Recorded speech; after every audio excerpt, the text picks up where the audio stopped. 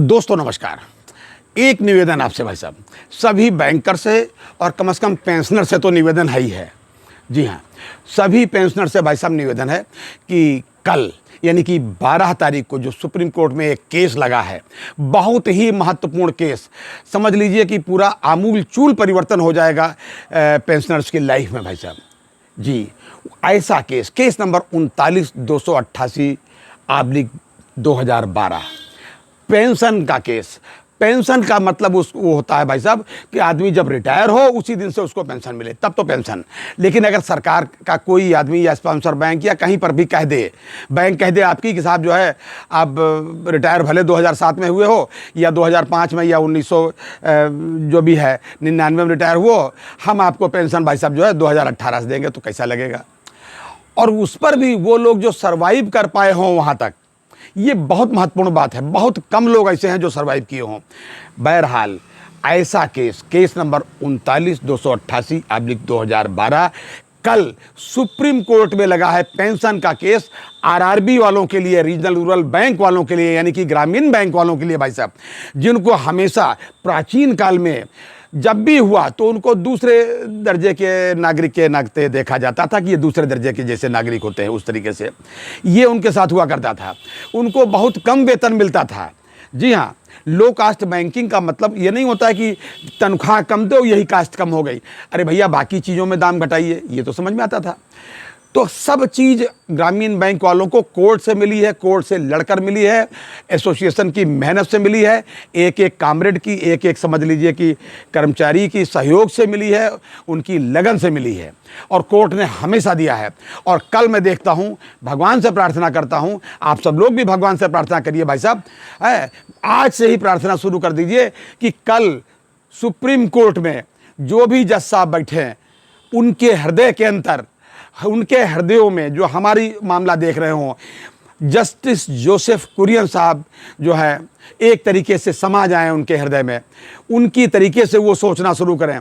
क्योंकि justice Joseph Kurien साहब जो थे, उन्होंने ही ग्रामीण बैंक को पेंशन दी थी भाई साहब अप्रैल 2018 में। एक मामला, यही मामला जब डिसाइड हुआ था भाई साहब, ठीक है ना। उसके बाद बेखैर वो रिटायर हो गए बेचारे। लेकिन जान लीजिए उन्हीं की वजह से ग्रामीण बैंक के जो भी लोग सर्वाइव कर पाए हैं वो सम्मानपूर्वक जीवन जी रहे हैं। और जो उनका बकाया हक है, उम्मीद है कि कल केस लगेगा। और जैसा कि सरकार ने अपना एफिडेविट फाइल किया है, और मैं अपनी एफिडेविट की अपनी गलती मानी है कि साहब हम ये देने को तैयार है, 1993 से ये देने को तैयार है, कंप्यूटर इंक्रीमेंट देने को तैयार है, क्योंकि उन्होंने माना कि हमसे गलती हुई, ये गलती हुई एक तरीके से।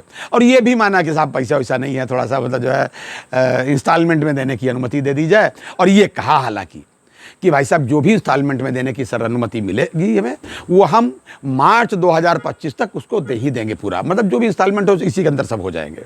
ये बात उन्होंने कही है। एफिडेविट मैं कल के अपने वीडियो में लगा चुका हूं।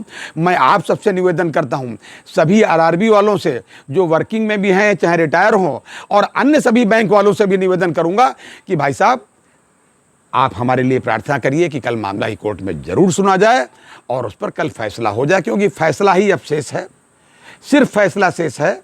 और जब वो फैसला दे देंगे तब उसको इम्प्लीमेंट होने में कुछ समय लगेगा और वो हो जाएगा, ऐसी मुझे पूर्ण आशा है। ये अलग बात है कि इसके पहले वही कमर्शियल बैंक वाले लोग, वही दूसरे लोग जो ग्रामीण बैंक में आते थे पहले प्रवर्तक बैंक के हैसियत से, जो भी लोग आते थे वो दूसरे दर्जे के नागरिक के तरीके से ट्रीट करते थे। आज उन्हीं की बैंक AIBRF ने एप्रिसिएशन लेटर, और सभी लोगों ने एप्रिसिएशन लेटर अपने अपने यूनियंस को दिया है कि ग्रामीण बैंक में इस तरीके से होने जा रहा, हम बड़ी हर्ष का विषय है। और ये भी कहा अंदर अंदर हम भी इसमें शामिल थे, उनके संघर्ष में।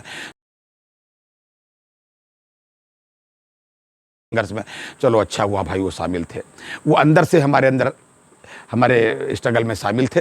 इसके लिए उनका भी आभार और प्रभु का आभार, और भगवान से ये प्रार्थना है कि कल ये मामला सुना जाए और हमारे पक्ष में निर्णय हो, यानी कि पेंशनर्स के पक्ष में निर्णय हो। आप सबसे भी प्रार्थना है कि आज से ही प्रभु का नाम लेना शुरू कर दीजिए कि कल सुबह, कल जब भी हमारा केस लगेगा तो हमारे पक्ष में निर्णय शीघ्र आए। ये था आज तक का अपडेट। अगली बार अन्य अपडेट के साथ फिर हाजिर होंगे, तब तक के लिए इजाज़त दीजिए। जय हिंद, जय भारत, नमस्कार।